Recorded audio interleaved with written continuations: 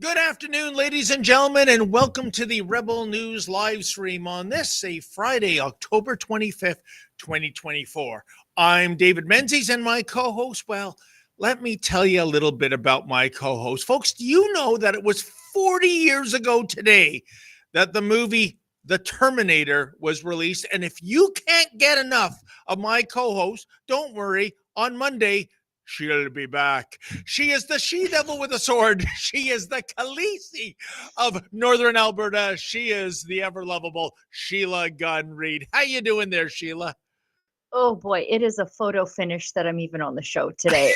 My makeup is half done, my hair is wet, but we had breaking news that I had to attend to when normally I'm, making the sausage of my face and hair before I jump on air. So pardon me, but it is Casual Friday and my face is going as dressed down. Well, if it makes you feel better, Sheila, it is also National Frankenstein. I was going to say, I'm just one pair of neck bolts away from pulling that one off, I feel like. And you know what? Sorry. I got to tell you, for The Terminator, 40 years old today in terms of its release date, Sheila, great story about the most iconic phrase to emerge from that film, which was, "I'll be back," when the Terminator is at the police station. And when it was originally filmed, Schwarzenegger corrected the script and he said, "I will be back." And the director, Cameron, went, "Wait, cut." He goes, "Read it as is." And Schwarzenegger made the point, and initially it was a good one, that if he's an android, if he's a cyborg, he wouldn't use a human contraction, he would say the words, "I will be back." But Cameron schooled Schwarzenegger, saying this is a very intelligent cyborg, so it would realize how people speak and it would use the contraction. And he said, just shut up and read the script. That's where you're getting paid for. And so was born the most iconic phrase of that film. Just so you know, Sheila Gunn Reid. Arnold Schwarzenegger, not smarter than an android. Okay, we should get into what we're doing today because the show is packed. Yeah. And I can tell my makeup isn't blended. I could see the Skype call and I'm booking it down the stairs like as fast as I can. I'm sure I was stressing out Olivia by not answering that call quick enough. But today is the Rebel News live stream. It's on the first work day of the week, although the work never stops here at Rebel News, but usually a Monday, or if there's a holiday, the Tuesday and Friday, wherein we talk about the news of the day completely unscripted and often unprepared. But it gives us a chance to update you with things that are breaking in the news and interact with you, our beloved viewers and supporters. So if you are watching us on YouTube, I should let you know that that is a censorship platform. We are completely demonetized over there. But for some of you, that is your preferred way of watching us, so we continue to broadcast there. But if you want to support a free speech platform that does not care about your politics and lets you speak your mind and believes in free speech as a human right, then might I suggest you wander your eyeballs on over to Rumble On Rumble, you will find many of the same features that you know and love from YouTube with less tyranny and the ability to support the work that we do here at Rebel News completely willingly because you want to see us succeed, not that you want Trudeau to help us out the way he does with the mainstream media. So if you want to get involved in the show, have your say and support us here at Rebel News, might I suggest leaving something called a Rumble Rant. That's their paid chat. And Rumble Rants above the $5 US cutoff, we obligate ourselves to read those on air, but don't let that be the bar for entry because, you know, every little bit is support for us here at Rebel News. And we frequently take the time to read those rants that are under that $5 US cutoff if we have time. And we generally go over anyway. So get doing that. Oh, it's my lip gloss all over my face. Like, good grief. I was just an absolute train wreck. Anyway, that's that. And we've got breaking news, which explains why I look the way that I do. Tommy Robinson has been arrested by London Metropolitan Police on terrorism-related charges. Those terrorism-related offenses, I don't know if he's officially charged. Those offenses include not providing the police his unlock code to his phone. So they are, as Ezra points out, arrested for what? Not giving police the password to his cell phone. They don't have a warrant. They're abusing the Terrorism Act, which allows for warrantless searches in ticking time bomb situations, which this obviously isn't. Meanwhile, 45,000 actual jihadis walk the streets of the UK, which is what that terrorism law is designed to deal with. Now, I found the tweet from the London Metropolitan Police Service, and it appears they might have a warrant. Let's read that together. So they say Stephen Yaxley Lennon, which nobody knows Tommy Robinson by except his haters and the police.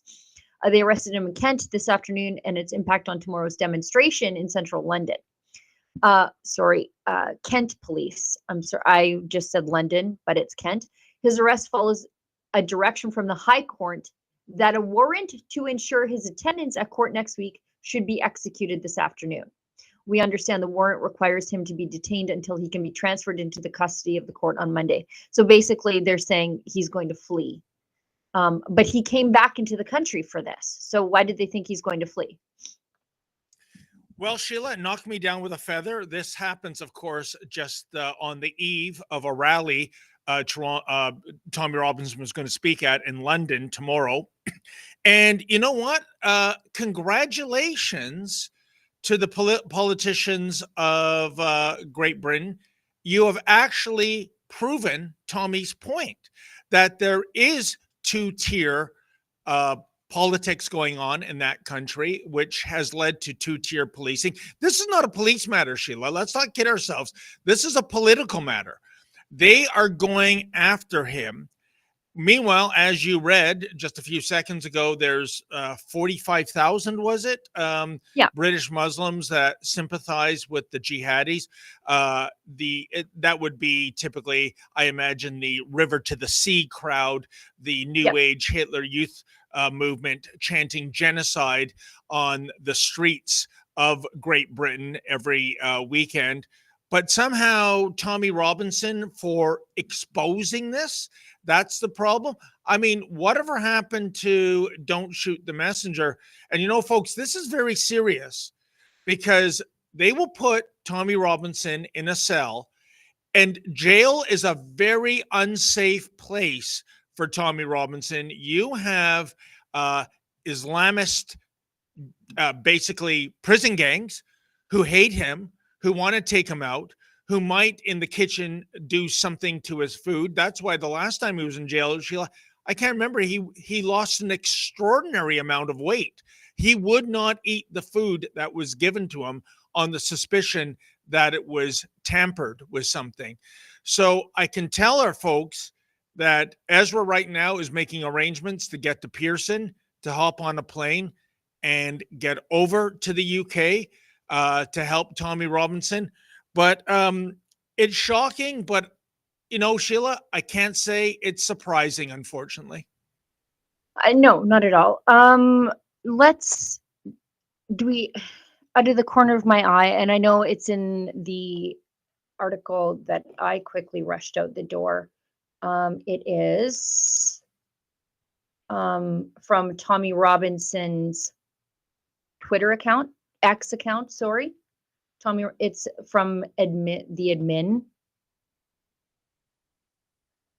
It says Tommy Robinson, no, explaining what he's been, why. It's the quote tweet on that. And why this is so important, not just free speech, but for journalists, and why he won't have any support from journalists who claim to care about these sorts of things. Do you have it now? No, Olivia? Let me drop it to you. Right here. Sorry, it's in the Slack thread now. Got it now? All right. So this is obviously not Tommy posting because he's in police custody. It says he's been remanded into prison for a breach of the Terrorism Act because he refused to give police the code to gain access to his phone. This is why it's important. Tommy's an independent journalist, and everybody knows that because journalism is a thing you do, not a guild you join. They say it's worth noting that Tommy held information of child rape victims on his phone, which he told the police at the time. As they are confidential journalistic sources, they had no right to snoop or gain information about them. Tommy has a duty of care to all of his sources, as does any other journalist. 100%, Sheila. If I may weigh in on that. For me, when it comes to source confidentiality, I treat this as seriously as, say, a Catholic priest would treat confession, which is, you have my word. And I've always said this to confidential sources, and it's not just hollow words, Sheila. If I was ever hauled in front of a judge and the judge said, you either reveal the source of this information or you're facing contempt of court, Sheila, I would say, well, Your Honor, with all due respect, is it going to be 2 days, 2 weeks, 2 months, 2 years, 2 decades? I cannot give you that information. If I do, my credibility evaporates overnight. I am no longer a legitimate journalist. I am no longer trustworthy. Tommy Robinson has to protect those sources, Sheila. And so I applaud him for doing this. And that is even more reason why the media in the UK should get behind Tommy Robinson, but it's the precise opposite. They've got their pom-poms on like they're cheerleaders for the deep state and two-tier policing. They want to see him thrown in the slammer. What an absolute disgrace. Tommy Robinson, by not complying with that demand, is doing the honorable thing as a journalist. Not only that, Olivia, I dropped another article into the thread, and it's about the rape gangs, the grooming gangs, they call them, but they're rape gangs. Let's be real. Girls were left to the mercy of pedophile grooming gangs for years because of failings by senior police and council bosses, a report has said. The review covers 2004 to 2013 and sets out a series of failed investigations by the Greater Manchester Police. It also highlights apparent local authority indifference to the plight of hundreds of youngsters identified as potential victims of Asian men. The report also identifies 96 men still deemed a potential risk to children, adding that this was only a proportion of the numbers involved in the abuse. So Greater Manchester Mayor Andy Burnham has since called for disciplinary action to be taken against police officers and council officials who failed in their duties, as well as some prosecutors in the Northwest. He praised whistleblowers, including health workers and a detective, Maggie Oliver, who raised concerns despite facing vocal criticism from authorities, meaning fellow police officers. Jeez. Police officers are accused of running cover for these gangs, not investigating when they had reasonable and credible evidence of what was happening to these kids. And so Tommy is right to be seriously concerned about the police having access to the names of these victims of grooming. because we know what the police have done in the past when they had this information, either nothing or, as it turns out, if you keep looking into this, actively victim blaming these girls, these working class white girls. They had it coming. And if you investigated, then you were racist anyway. And also, in terms of the social stratosphere, what's the phrase, Sheila? A lot of these girls from working class families, the descriptor is nobody's nothing.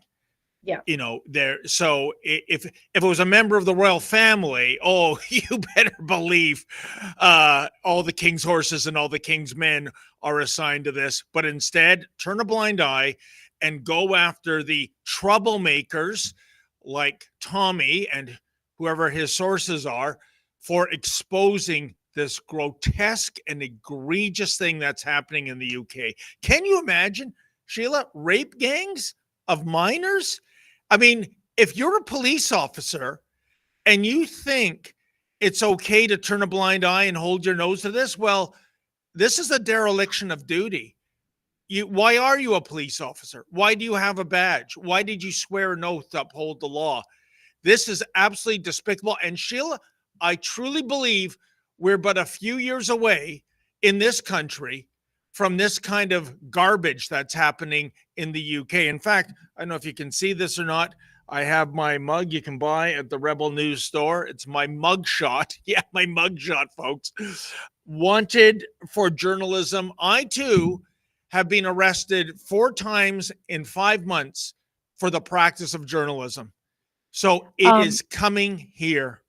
Definitely. I mean, we already see this when police officials refuse to release the very valid descriptors of certain offenders. Oh yeah. You know, they don't say, you know, how they look. These are like aesthetic features of offenders, and they won't release them for cultural sensitivity reasons. Olivia, I just flipped you another thing. Again, this is why Tommy's very concerned, among one of them.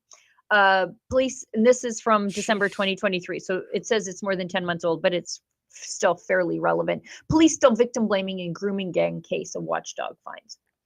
The inquiry by Her Majesty's Inspectorate of Constabulary and Fire Rescue Services comes more than a decade after scandals in Rotherham and Rochdale came to light, revealing failings by the authorities that left gangs of men free to attack vulnerable young girls. The report found that while the situation has improved, progress was slow, and warnings from other official bodies had not been heeded. It also dismissed claims, of course it did, that one ethnic group posed more of a danger to children than others. So even while they're saying police failed, they still are saying it's not who you say it is, but it very clearly was coming from one direction. They also find that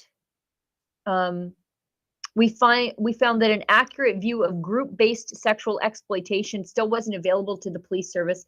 Data collection was unreliable, and intelligence gathering wasn't prioritized. The report found examples of group child exploitation were missed. They totally just missed the grooming gang altogether, with some cases handled by non-specialist officers who were less likely to know what to look for. It also said law enforcement lacked a clear definition of group-based child sexual exploitation.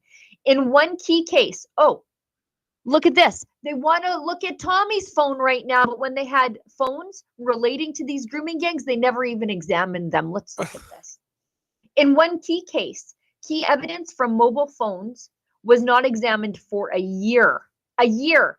In another case, a child and her friend were being exploited by a 30-year-old man, were themselves initially arrested before officers reversed course and began treating them as victims. They found that in 3 of the 6 forces inspected, it found a dozen instances of victim blaming, which can result from poor culture in a force rather than failings in individual officers. Anyway, unbelievable. So, you know, Sheila, I'm thinking of the way the police are conducting themselves. They're basically an extension of the gang. They're enablers rather. They are abetting the grooming gangs or the rape gangs. By the way, why do we substitute the word grooming for rape. I mean, even there you see the sanitation of the language given the filthy activities of these people. And I can't help but think, Sheila, in the 1971 Stanley Kubrick film, A Clockwork Orange, based on the book by Anthony Burgess, and it's set in a near future England. The date is never given. I would argue it's 2024, given what's happening right now in the UK. But there's a chilling scene where the Minister of the Interior is talking about clearing out the prisons of the real criminals because they need the room for the political criminals, the thought criminals.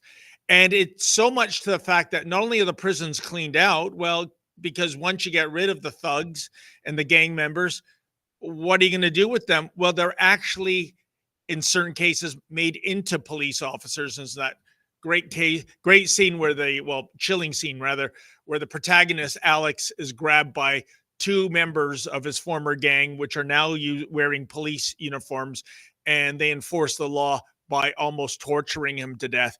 I know that's a bit of a stretch in terms of what's going on in the UK, but the point being, when you can't tell who's wearing the white hats and the black hats, when you can't tell the bad guys from the good guys, you got a problem with your society.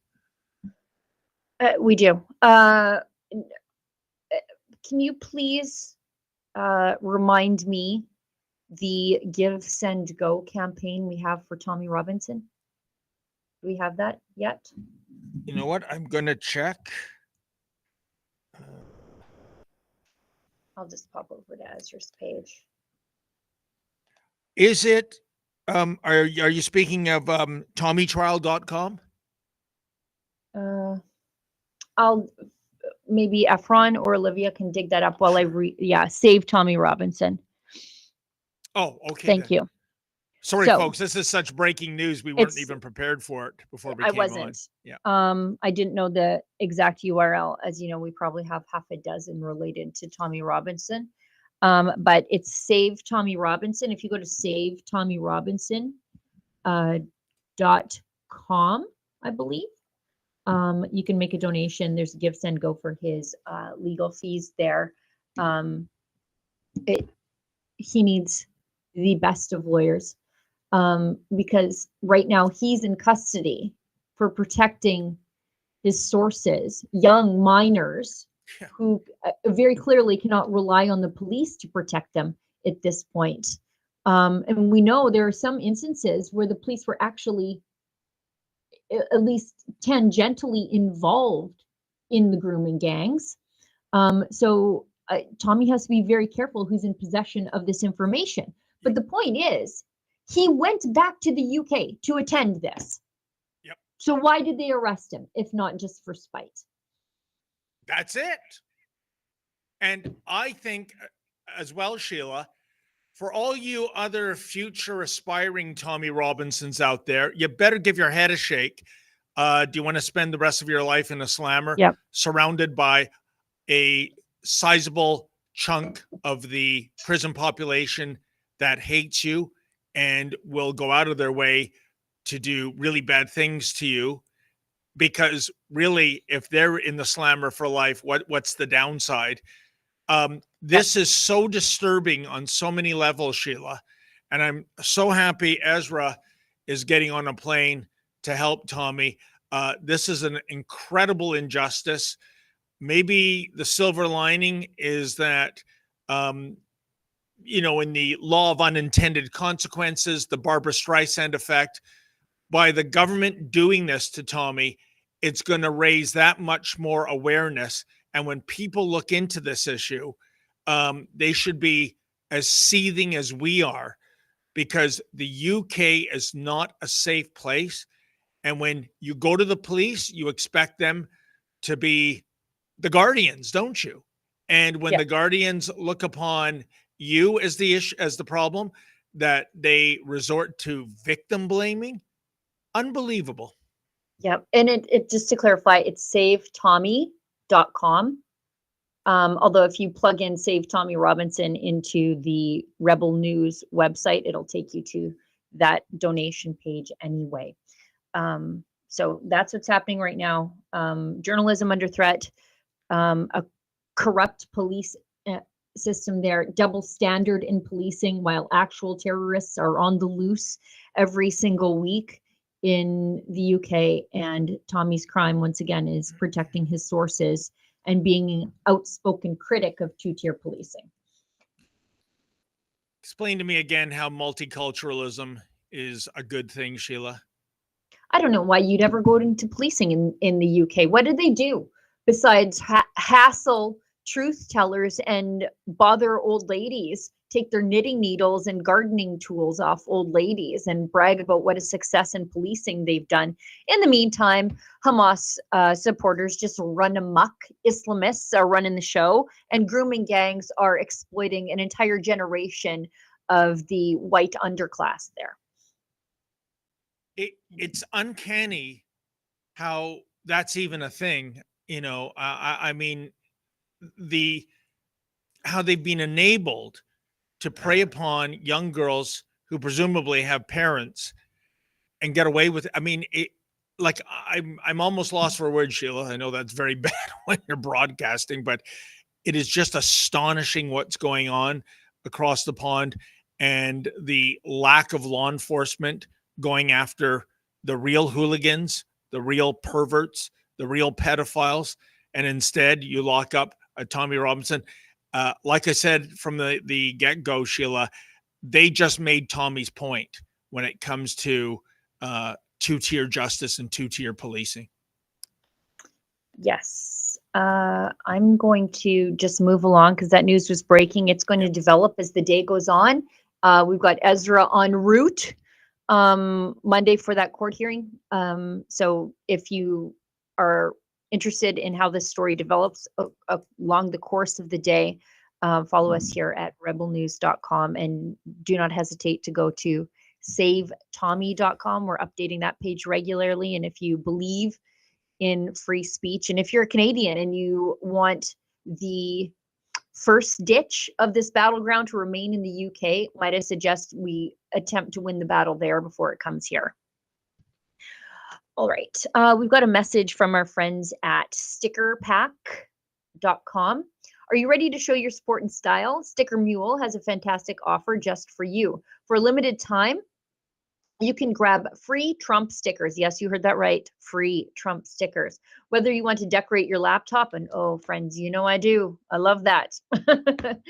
Or office space, these high quality durable stickers are perfect for making a statement. Just imagine how great they'll look, and they're super easy to apply. Here's how it works. Head on over to stickerpack.com. That's PAC, like Political Action Committee, I believe. Sign up and claim your free stickers and watch the fun unfold. Do not miss out on this exclusive offer. Stock is limited, so act fast. Spread the word and let your voice be heard with Sticker Mule's awesome stickers. Once again, visit stickerpack.com today. Grab your free Trump stickers before they're gone.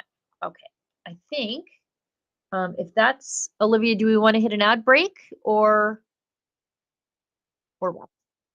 Okay, perfect. Thank you.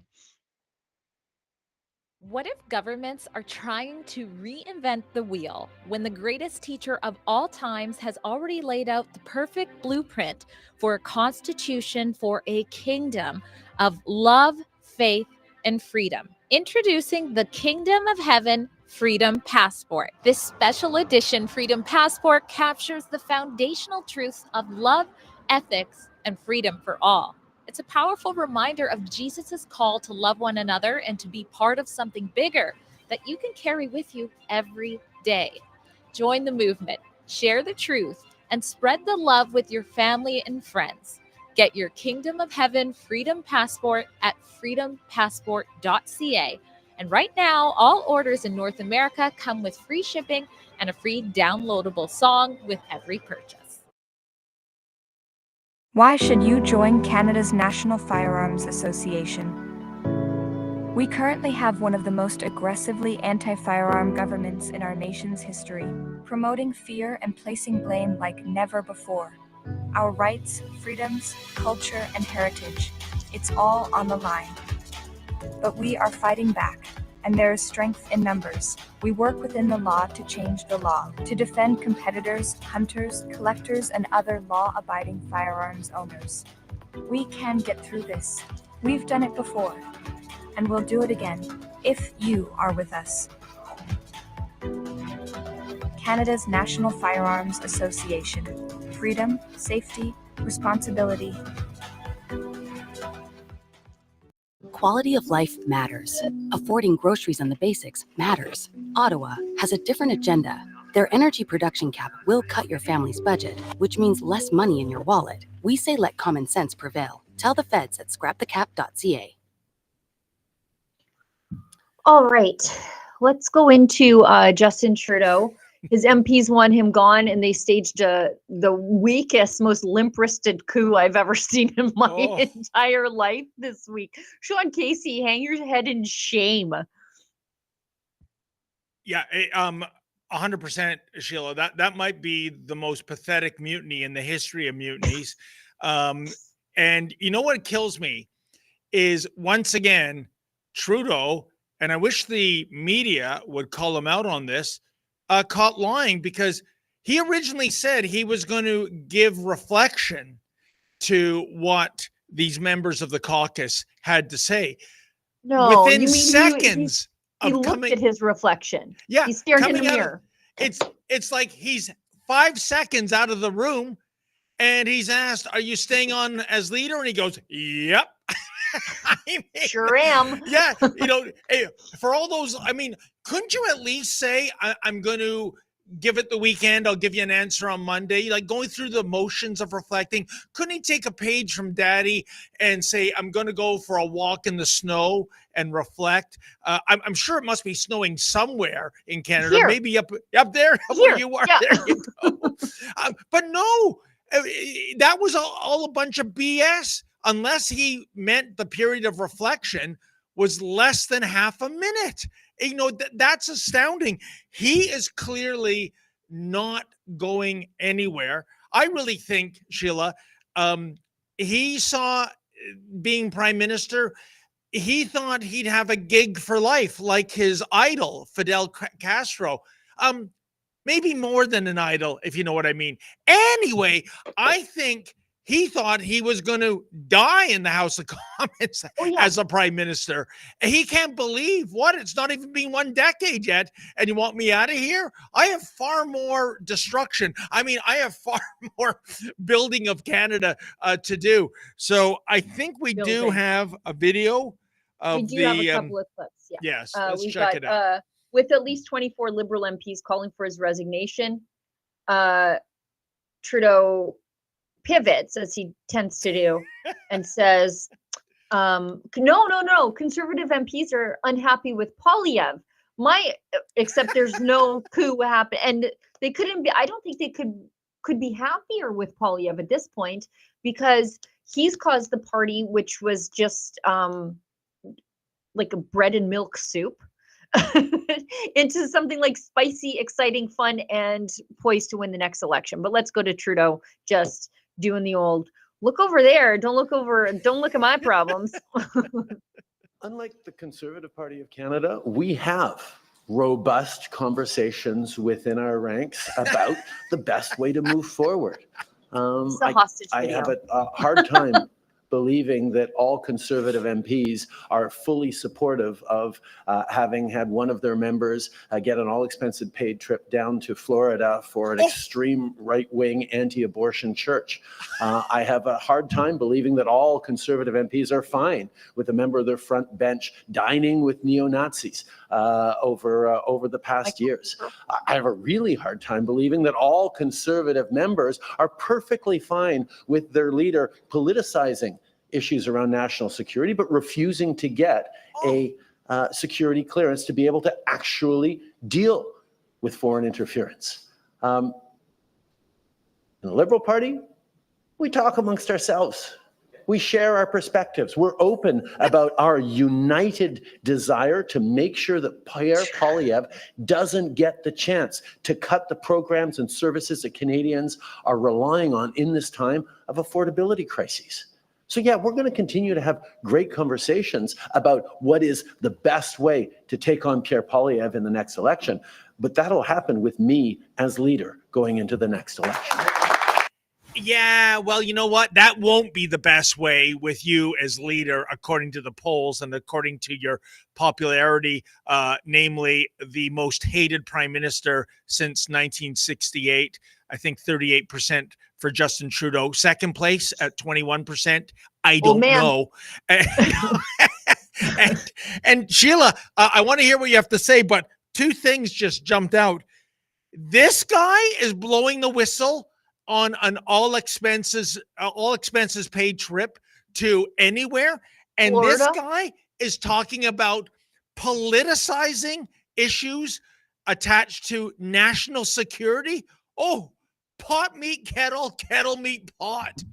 Well, yeah, and someone should ask, maybe we can dig up the clip of, because it just went viral the last couple of days, of Michael Chong absolutely handing Trudeau his ass in the House of Commons over this issue.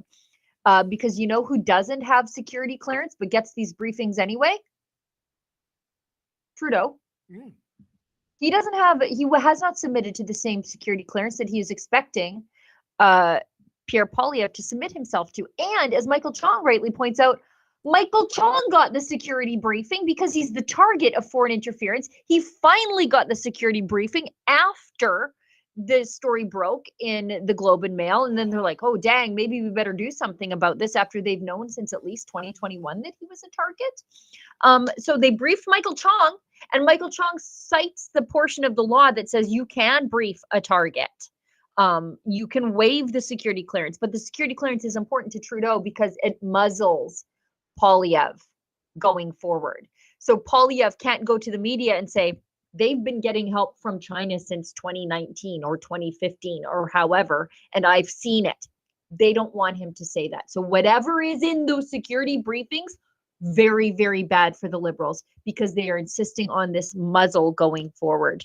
But what was visually important there, besides the fact that that looked like a hostage video for some of those MPs in the background, was, could you name any of them in the background? Like, if you weren't a political watcher, could you name any of them in the background?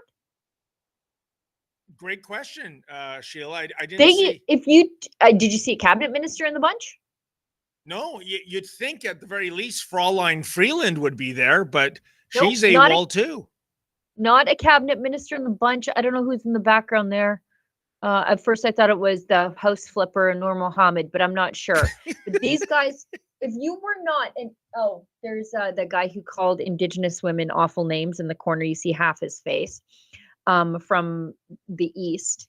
But if you didn't know, like if you weren't an avid political watcher like I am, you would think that he just grabbed 6 random people from the street and said, "Can you stand behind me for a second? I need to do a press conference." You have no idea who these people are. And I think it is very telling that there are no cabinet ministers there. If I were Justin Trudeau these days, I wouldn't want anyone standing behind me. You know, I'm thinking along the lines of et tu, Brute. Yeah, don't put that millstone around my neck. Thank you very much. Let's maybe, Olivia, do we dig it up? Michael Chong in the House of Commons. I had it on my X account. There it is. Okay, let's watch this, because Trudeau, this is a stupid man getting his ass handed to him by a smarter man. Because Michael Chong stood up and answered this accusation from Justin Trudeau.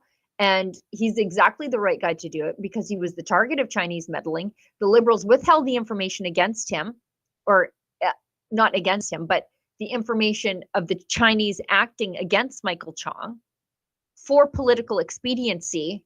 And then Michael Chong was briefed and got, despite not undergoing the security clearance that Justin Trudeau wants Poilievre to submit to. So just look at this. I don't even think Justin Trudeau is bright enough to understand what just happened to him in this clip. On classified information from the National Security and Intelligence Advisor and the Deputy Minister of Foreign Affairs. He'll take the same briefing that I got under Section 12.1 of the CSIS Act, threat reduction measures to reduce threats to the security of Canada. He'll take the same classified briefing that the Prime Minister has been all too willing to give to this House when it suits him, such as the classified information he revealed about Mr. Najjar's killing a year ago and other classified information revealed in the last several weeks about India. That's the kind of briefing the Leader of the Opposition will take. Maybe we can just show the. Maybe we can go back to the very, very beginning, because he points out that Justin Trudeau's national security advisor and the deputy minister at Foreign Affairs leaked classified information to the Washington Post. And that's when he said, we'll take the same security briefing as the National Post got, or the Washington Post got. Thank you very much. Wow. Anyway, here we go. Just watch this. Go. On classified information from the National Security and Intelligence Advisor and the Deputy Minister of Foreign Affairs. He'll take the same briefing that I got under Section 12.1 of the I think maybe it cuts off too soon. But anyways, the first part is he said, the Leader of the Opposition will take the same security briefing that the Washington Post got. Anyway, we should, because we're running out of time. Let's go into, on the same topic of Poilievre claiming some Liberal MPs might be willing to back a non-confidence vote against Trudeau. So this would be on a confidence issue in the House. It's not just a vote that you stand up and say, I don't have confidence in Justin Trudeau. You attach a confidence issue to a routine vote in the House of Commons. And if that vote falls, as in the government loses, then it said that they've lost confidence in the governing party. And so we go to an election. So that's your civics lesson for today for people who don't understand what a confidence vote is. And there are a few of you based on my X replies. So Poilievre wants a confidence motion attached to a vote on the carbon tax. So let's hear. I have had conversations with numerous Liberal MPs. Some of them say that they're worried that the carbon tax will cost them their seats and that they want to vote against Trudeau's radical plan to quadruple the tax to 61 cents a litre. And some of them might even be willing to vote non-confidence in Justin Trudeau if that issue comes up again. Obviously, the next election is a referendum on Trudeau's 61 cents a litre carbon tax. And countless Liberal MPs have told our caucus that they're terrified they will be demolished by voters at election time if they vote to cripple our economy with that tax. He's right, Sheila. Mm-hmm. You know, already, I mean, we talked about this before. Our lovely friend of the Taxpayers Federation, Chris Sims, it was at Rebel Live Calgary earlier this month, talking about if you're driving a minivan, $13 of that fill up is carbon tax. You know, not all the other taxes and taxes on taxes and fees and everything else. Just just the carbon tax percentage is $13. If it's a big rig, $200 of carbon tax is in that tank, and we're nowhere near the 61 cents a liter threshold yet. Oh, and it's even worse for farmers, right? Because we're price takers, we're not price setters. So when the cost of our inputs go up, so fertilizer, grain drying, natural gas heating in your barns, electricity in your barns for the fans, for hog barns, chicken barns. When the cost of the inputs go up, we cannot pass that along to the consumer. It just comes out of our family's bottom line, because we take a price that is set by the open market, which we prefer because we're capitalist entrepreneurs. But when Trudeau is artificially inflating the cost of our inputs, we just have to eat that. And so it makes farmers poorer, which makes family farms go out of business, and then the big guys come in. Yeah. And you know what? It dovetails into what's really behind this. It's too expensive for me to fill up my gas tank. I can't drive. Oh, that's okay. Take public transit, ride a bicycle. It's too expensive for me to buy meat anymore. Well, that's That's the okay. There's some bugs that you can chew down on. You know, Right. this is all part and parcel of the plan, as far as I can tell, Sheila. Right. So you can't get out of your 15-minute city. And as we know, the car was one of the greatest liberators of humanity from being stuck in one place. The car is freedom. Once it became mass produced and affordable for middle-class families, it was a freedom to travel your own country. You weren't controlled in one spot. And then now with the control of our diet, pricing people out of animal proteins, you know what that does to your brain? You can't think your way out of a problem, let alone fight your way out of a problem when your brain is malnourished and your body is weak. So, I mean, you're just easy, malleable people able to be controlled by the state. Sheila, we have to really one day set up a debate between us and a couple of vegans. Put your theory. I would love to. I would love to. I'll even let them dose on B12 before we tangle. Okay. I'll just ask them what these pointy teeth in their mouth are for. We're not supposed to be eating meat. Like, what's that gallbladder for? Do you know? Anyways, let's, Olivia, I think we have another ad break. Together we rise, unleash the power.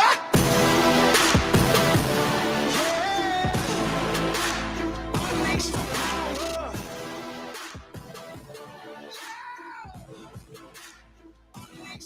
Unleash the power. Unleash the power.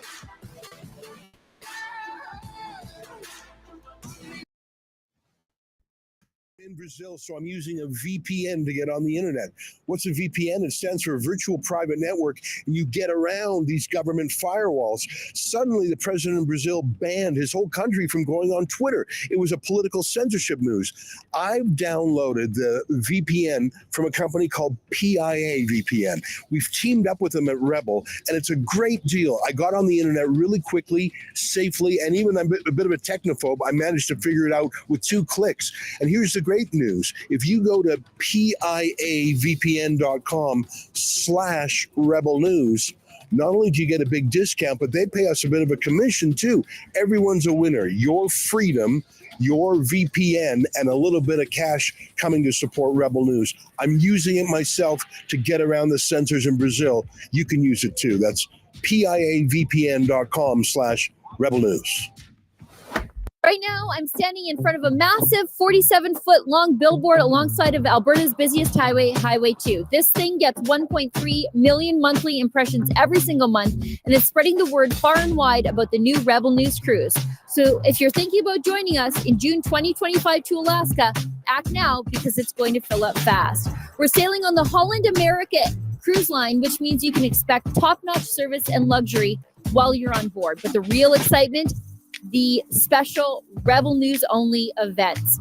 So what are you waiting for? Head over to rebelnewscruise.com, check out the cabins, see the details, and grab your spot before they're gone. I can't wait to see you there so that we can spend an unforgettable week with some of the best people on the planet, Rebel News supporters. Let's make 2025 the year we come together, have an amazing time, and keep fighting for truth and for freedom. See you on the Rebel News Cruise. Go to rebelnewscruise.com today for cabins and details.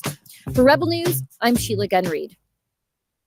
You know, Sheila, I got to tell you this. I always get a chuckle out of that ad with you in front of the billboard truck. And you said, I'm here standing outside Alberta's busiest highway, Highway number 2. I think I counted 5 cars going by. I just say that.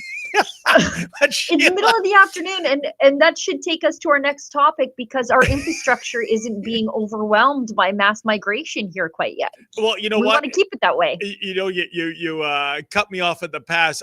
This is not to criticize that ad. When I drive back home from Rebel News headquarters and I go over the bridge on the 400 looking at the 401 and there's lineups on the ramps to get onto the 401. I can only dream of a busy highway with 5 cars going by. I might be moving to Alberta. Alberta bound, as the song once went, right, Sheila? I take flights at strange hours of the day and night whenever I go to Toronto because it's cheaper, right? Crowdfunded, we watch every penny, like it's our grandma's, because it's frankly sometimes your grandma's. And so I take weird flights in and out of Toronto, and it doesn't matter what unholy hour of the night or early hours of the morning I'm leaving. The 401 is an absolute nightmare. And it is really because your infrastructure can't catch up to Justin Trudeau's mass immigration policies. And finally, Justin Trudeau is being mugged by reality on this issue. But he's like an arsonist showing up with a bucket of water to the fire he started and saying, I'm here, guys, to save the day. We've got to get a handle on this fire. Which now he's saying, we're pausing immigration and for everybody to catch up. And Sheila, it's also been a political failure because, folks, you're never going to believe this. Some of the biggest critics of this mass immigration are, drumroll please, newcomers to Canada that got here legally, right? And they see that their idea of capturing a piece of the Canadian dream is becoming a distant dream. And they don't want this either. So the Trudeau Liberals, I am sure, Sheila, thought that this was pandering to the immigrant communities. And instead, they're getting an earful going, no, stop this.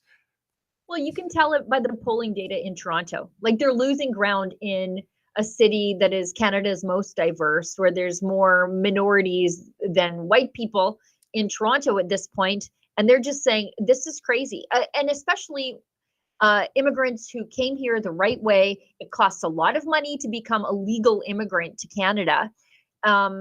And they came here, they were sold something else. They chose our country thinking that they were getting one thing, and they're getting something completely different. They're getting Trudeau's version, his post-national version of Canada, instead of the Canada of wide open spaces and affordable housing and clean cities and safe cities they thought they were getting. We've got a video of Trudeau saying that he's going to give all levels of government time to catch up to be able to accommodate more people in the future. So he's not setting aside this idea that perhaps we shouldn't fill up Canada full of people for some strange reason. He's just saying, look, we got to catch up, and then we'll do it all over again. We'll do 10 more years of unfettered migration.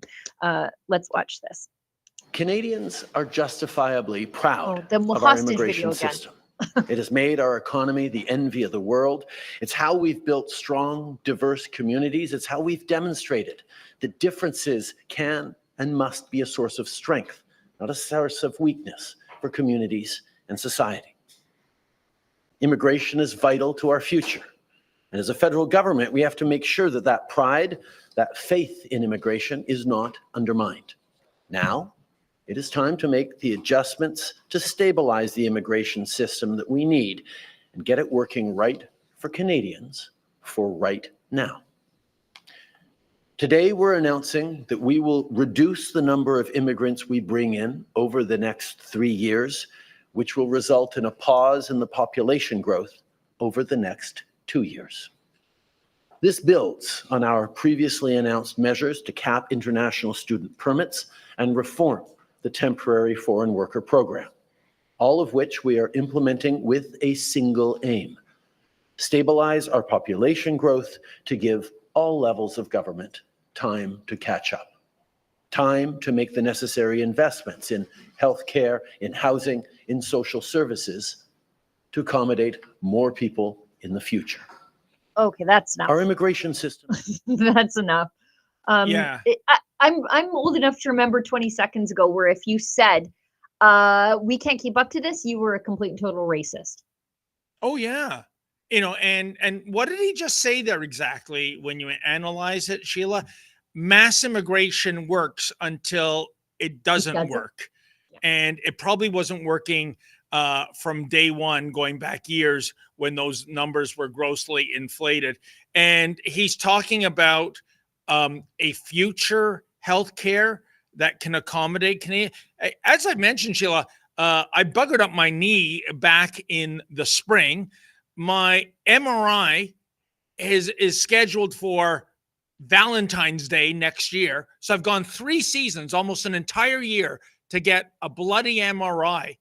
And yet, I only bring this up because now you're going to bring it into our country additional strains on healthcare, on housing, on the infrastructure. This was never thought out. This was political pandering from day one. It's bit him in the butt, and now he is retreating because, well, there'll be an election next year. Unbelievable. Right. I've got one more video from Trudeau on this exact same topic, because it's not just immigration, it's the other strain of immigration that Trudeau wants to keep separate, but they all cause the same issue. And that's temporary foreign workers in Canada, because you bring in temporary foreign workers, they still need somewhere to live. They still have to use our healthcare system. And also, look at this. We're going to have fewer temporary foreign workers in Canada. We're bringing stricter rules for companies to prove why they can't hire Canadian workers first. Again, if you said this 20 seconds ago, you were a racist. Yep. But Justin Trudeau says it because he's plummeting the polls and he's reacting to Canadians' sentiments on this issue.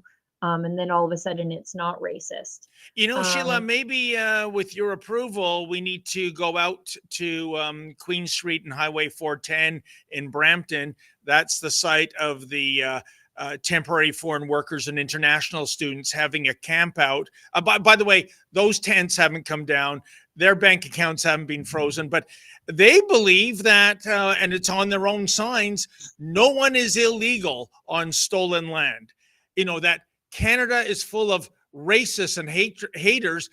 Golly, Sheila, why would you want to come live here if that's the also, case? If I'm a colonizer, so are you. Yeah. Like, you know what I mean? But also get out. Yeah. But also get out. If this is stolen land, go somewhere that isn't stolen. I'll help you pack. Get out.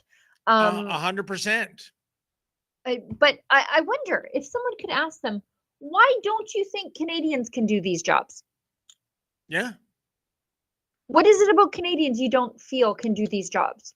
Well, I can't remember the rate, but it was ominous this summer, the youth unemployment, Sheila, for jobs that were typically places you would go for a summer job, a convenience store, a food service outlet, right? There was, what was it, 24%? It's the numbers are statistically the same. The amount of foreign workers, temporary foreign workers versus youth unemployment, the numbers are the same. Yeah. Which is to say, if you just said, okay, no more temporary foreign workers doing jobs that Canadians can do, it would fix the youth unemployment problem. There you go. Yes. Why are we having adults from the third world imported into Canada to do jobs that are normally held by 15 and 16-year-old Canadians? Well, according to my sources in the Indian community, Sheila, the idea of having lawyers and doctors and engineers moving from India to Canada, those days are gone. They don't consider Canada a good place to emigrate to. No. And it's all, I guess, part and parcel of a bigger picture. And of course, our relations with India have never been lower than they've been with Justin Trudeau. So we're not getting the cream of the crop from India. No, we're not. And export farmers, take note. Yeah. Take note that our relationship with India is at its worst point, I think, in recent history, thanks to Justin Trudeau. Let's go to Mark Miller, not understanding the problem whatsoever, and he's the immigration minister. Mark Miller, who, as I said previously, reminds me of a vampire's familiar. Strong Renfield vibes coming from him. Sorry, strong what vibes, Sheila? Renfield. Renfield.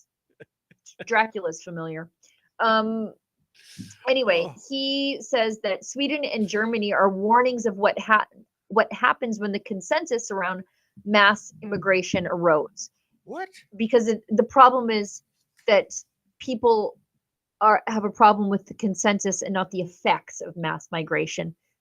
Thanks, Mark. Anyway, let's watch. Jeez. See, vampire's familiar. You see what happens when that consensus erodes. Countries that we have perhaps looked up to in the past. My family is part Swedish, and you see what's happening there.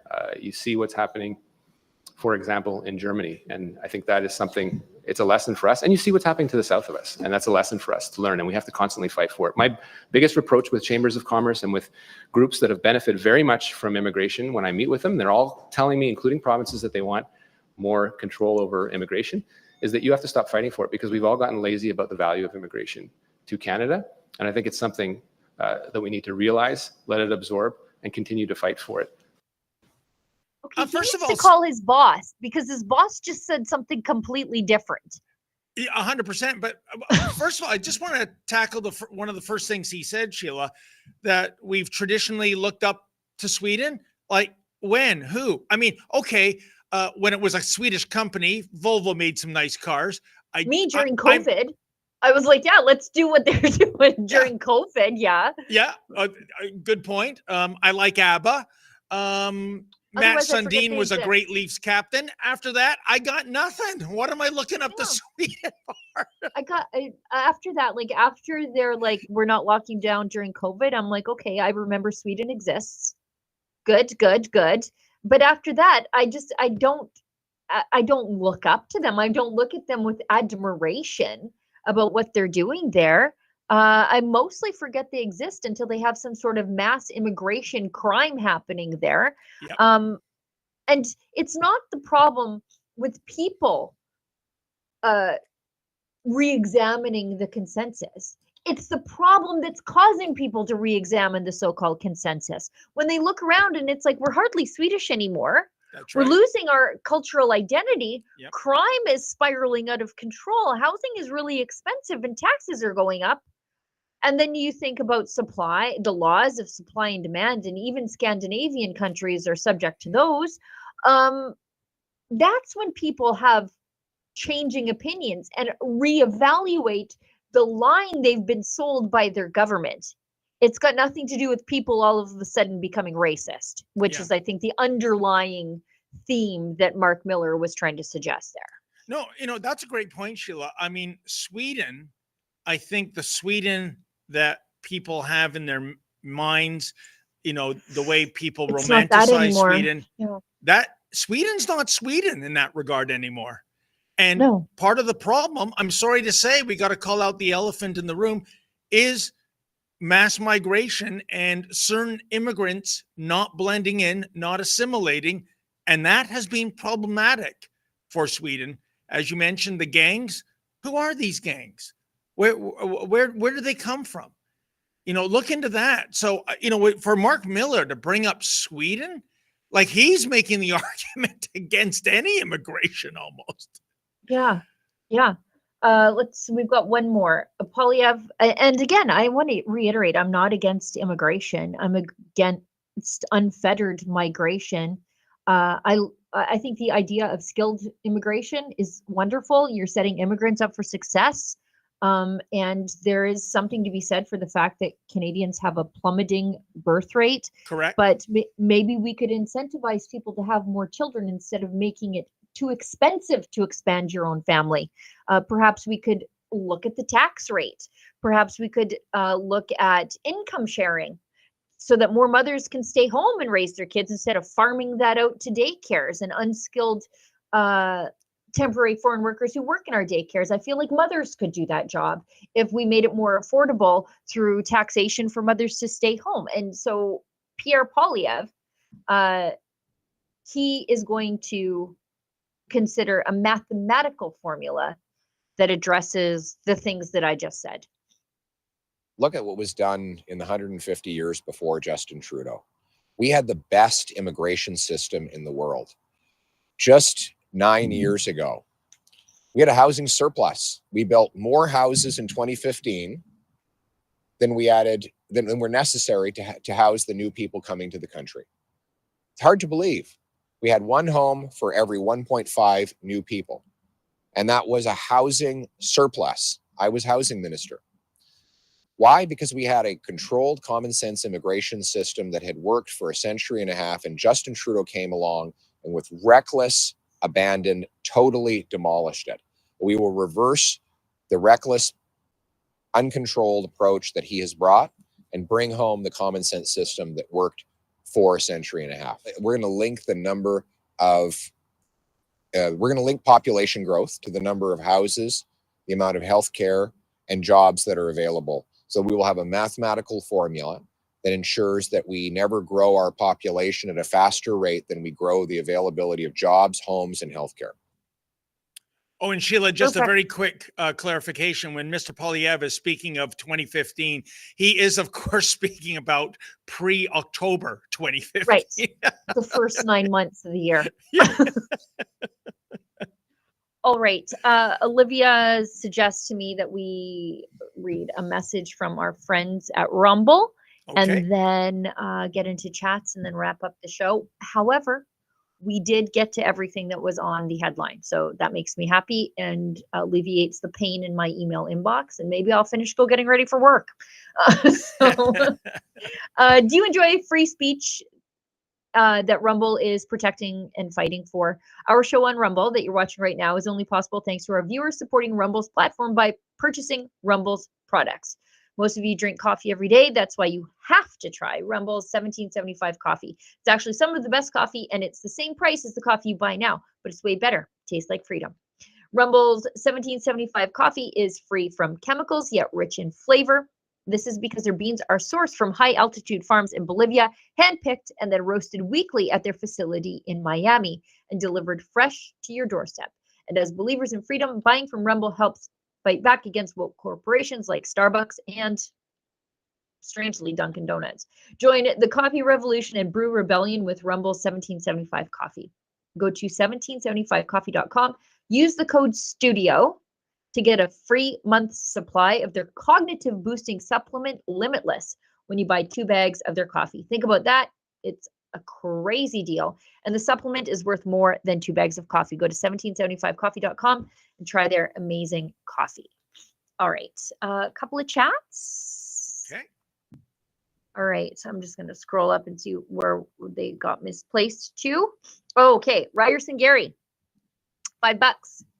Prior to Tim Walz being governor, doctors in Minnesota did their best to keep babies alive that survived partial birth abortions. This is true. Walz prohibited that, and now they die on the table unattended. I heard somebody say that they provide them comfort care, which is basically wrapping them up and leaving them to die instead of giving them life-saving interventions, because these little human beings were born alive. So even if you think that if a baby somehow becomes a human being because it takes a magic trip down the birth canal and it's transformed somehow from clump of cells to human being, even if you believe that, which is absolute insanity, but even if you believe that, it's born alive. So now it has been magically transformed through the power of women's rights into a human being. That's a little human being you're leaving to die. So even if we follow your rules, why are there no medical interventions done to this little human being? Because its worth doesn't matter. If its mother doesn't want it. There are lots of fully formed adults right now with strained relationships with their parents. Should they all just drop dead too? Should the medical system also not help them out because of their bizarre relationships with their parents? Or do someone's feelings about another person not negate their human worth? Yeah, Tim Walz is a radical extremist on this issue. Just a real absolute evil person when it comes to this issue. No, I agree. And by the way, Sheila, I must correct you and Ryerson Gary. We can't use the word abortion when you're doing Democrat speak. It is women's reproductive health care. Somehow that word salad means abortion. Right. It's health care. Health care that ends the life of a human being. Okay. We've got another one from Ryerson Gary. This is Kathleen Wynn. God, I wonder what she's doing these days. Oh, And she's campaigning- denouncing Anthony Fury. Oh, right. And campaigning for Kamala, if I recall correctly. That's not foreign interference or anything. Not Lee, too, I think, is on that junket. God, what a surly bunch of people who should have worn a lot more sunscreen when they were younger. Ryerson Gary gives us $5. When Wynne succeeded McGuinty in Ontario, we looked back at the horrific Dalton McGuinty with fondness. If Carney should succeed Trudeau, it will be deja vu all over again. Yeah, it'll be a bloodbath in the oil patch, that's for sure. You know, it's such a shame. The McGuinty government, Sheila, was going to be one and done. All John Tory had to do was shut the hell up about having religious taxpayer-funded schools, and that killed him. And what was to be a one-term Liberal government that caused so much damage to this nation went on to multiple terms, and you had other leaders making other blunders, such as, you know, Tim Hudak, the next Tory leader, promising to fire 100,000 bureaucrats if elected. Hello, you've just immobilized every union against you. I wish. Don't threaten me with a good time. Sorry, just to go back there, you guys don't have taxpayer-funded religious schools? No, well, I mean, there's the Catholic School Board, which is fully taxpayer-funded, but John Tory's idea was that it would be Jewish schools, it would be Muslim schools, Hindu schools, and it did not resonate with the public one iota. That killed him. You probably didn't explain it well. We do that in Alberta. It's called a charter school system. The funding follows the child. And so what it does is it takes away those prohibitions on people from different socioeconomic demographics, that's a euphemism for poorer people, from going to better schools. We don't reserve the private system for people who can afford it.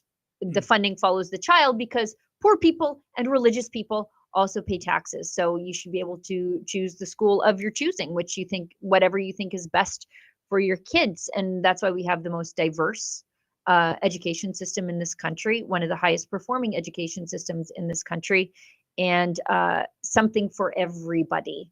And Sheila, the elite don't just have access to our private schools. 100%. And I am a fan of the charter school system. And one of the reasons I'm a huge fan of it is because who aren't fans of the charter school system? Well, that would be school boards unions. And teachers unions. Teachers unions. Exactly. Teachers unions. Why? Because you can get your ass fired at from a charter school. And parents usually are the administrators of the school, which helps keep the costs low. And poor people, or at least people who are underneath the average income in Alberta, those people are the ones that by and large choose charter and private education for their kids. So it's actually completely the opposite of what you would see in other places, because we've attached the funding to the child. People who are from lower incomes actually see education as a way out of that low income. And so we've removed the barrier for access. And of course, the teachers unions in Alberta are like, we have to get rid of this. Yeah. And if Tory had gone the charter school route as opposed to saying faith-based education, that would have made a world of difference. But here we are. So Sheila, are there any more chats? No, I think that's it. And yeah, John Tory's not been known for his communication skills, which is odd for somebody who's been on the radio for so long. But yeah, including the really bad communication skill of sending an email to his mistress, and it ended up with another employee at City Hall. Something about him. Can't wait for this weekend to chase you around the cottage. Oh, well, it was a good political career while it lasted. Well, not really. So gross. Like just the idea of just that Benny Hill music. John Tory Sheila, chasing a young woman around, just gross, and just give me the heebie-jeebies. Hey, Sheila, as Thanks, the Reid. saying That's goes, the the show. heart wants what the heart wants, I guess. But anyways, folks, thank you so much for tuning in. I hope you all have a nice weekend. And thank you to Ryerson Gary for count them two super chats. We really appreciate that. Sheila and I will be back here on Monday. So enjoy yourself this weekend. And as always, stay safe and stay sane. Canada made me a promise. It makes all of us a promise, whether we're born here or arrive as immigrants. If you work hard, you get a good life. That anyone from anywhere can do anything. That hard work gets a powerful paycheck that buys affordable food and homes and safe neighborhoods. And that promise, like everything else, is broken after 9 years of Trudeau and the NDP Liberals. Most of all, he broke our immigration system. Today's immigration flip-flop is a massive admission of failure by Justin Trudeau, an admission that he's not worth the cost or the corruption.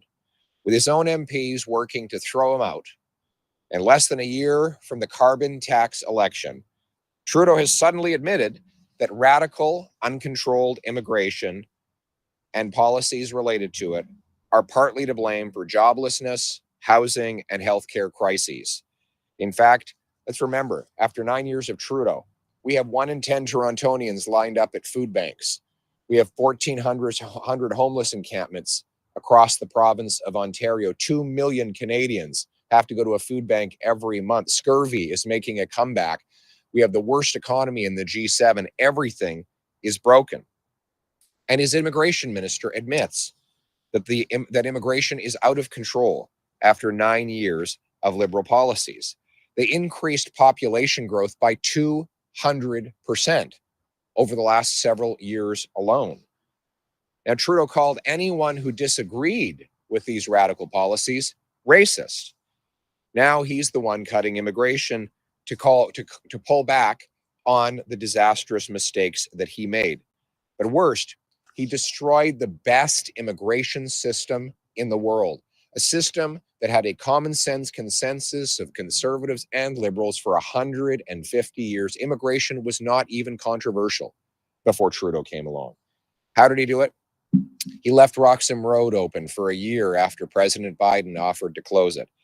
He removed the visa requirement for Mexico, which caused an explosion of false and fraudulent refugee claims. And he allowed rampant fraud and abuse in the international student program, which has seen as many as 26 kids living in one Brampton basement and countless losing their lives to drugs, gangs, and other chaos on our streets, sent back in body bags to countries like India. He allowed